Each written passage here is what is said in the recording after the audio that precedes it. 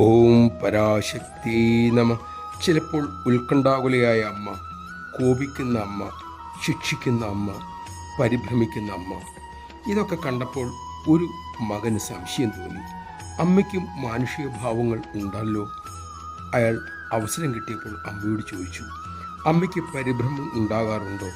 സന്തോഷം ഉണ്ടാകാറുണ്ടോ അമ്മേ?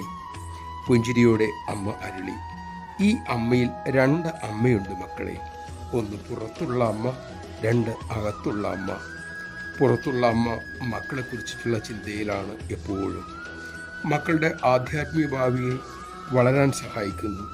അവർക്കൊപ്പം അവരുടെ വീഴ്ചയിൽ വിഷമിക്കുന്നു, ഉയർച്ചയിൽ സന്തോഷിക്കുന്നു. അവർ വഴിവിട്ടു പോകുമ്പോൾ പരിഭ്രമിക്കുന്നു. പക്ഷേ അകത്തുള്ള അമ്മ അചഞ്ചലയാണ്.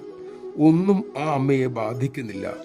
പുറത്ത് എന്തു സംഭവിച്ചാലും ആ അമ്മയ്ക്ക് തെല്ലും കമ്പനവുമില്ല. ആ അമ്മ പ്രപഞ്ച ചിത്രത്തെക്കുറിച്ച് സദാ ബോധവതിയുമാണ്. നമഃശിവായ. നമുക്ക് വേണ്ടി മാത്രമാണ് അമ്മ കാരുണ്യാമയിയുടെ വേഷമാടുന്നത്, ഭാവം കൈക്കൊണ്ടിട്ടുള്ളത്. ആ കാരുണ്യം ശരിയായി ഉപയോഗിക്കാൻ നമുക്ക് കഴിയണം. അതിനായി അമ്മ തന്നെ നമ്മിൽ കൃപ ചൊരിയട്ടെ.